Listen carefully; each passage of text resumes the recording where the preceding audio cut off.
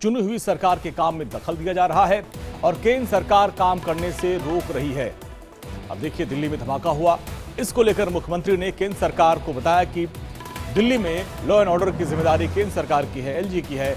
ऐसे में ये उनको जिम्मेदारी लेनी चाहिए, क्योंकि हाल फिलहाल के दिनों में जिस तरीके से दिल्ली में क्राइम का रेट बढ़ा है, बॉम्बे जैसा हाल दिल्ली का हो गया है और साथ साथ केंद्र सरकार दिल्ली सरकार को काम करने से भी रोक रही है।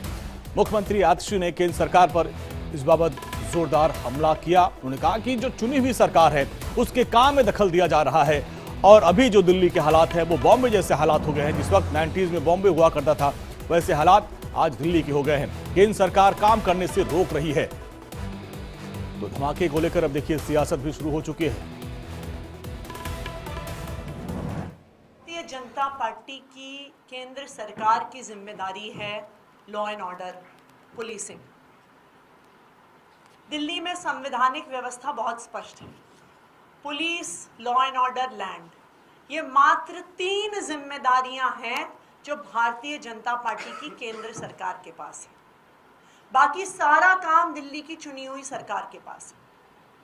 लेकिन अगर आप भारतीय जनता पार्टी की केंद्र सरकार का ट्रैक रिकॉर्ड देखिए तो वो अपना 99% टाइम लगाते हैं चुनी हुई सरकार के काम रोकने में और शायद 1% भी समय वो नहीं लगाते हैं अपने काम करने में, पुलिस व्यवस्था ठीक करने में, सुरक्षा व्यवस्था ठीक करने में, दिल्ली की महिलाओं को, बच्चों को, बुजुर्गों को सुरक्षित रखने में।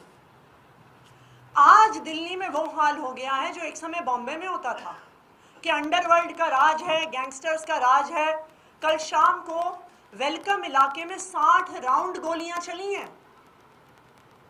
रोज रोज खबरें आती हैं कि गैंगस्टर्स एक्सटॉर्शन कर रहे हैं, पैसे उठा रहे हैं, धमकियां दे रहे हैं। आज एक स्कूल के बाहर एक छोटा बॉम्ब ब्लास्ट हो गया। ये क्या हो रहा है दिल्ली में? इसका सिर्फ एक कारण है कि भारतीय जनता पार्टी की केंद्र सरकार सिर्फ दिल्ली की चुनी हुई सरकार के काम रोकने में, अरविंद केजरीवाल जी के काम रोकने में, अरविंद केजरीवाल को परेशान करने में लगी हुई है। तो आप देखिए कि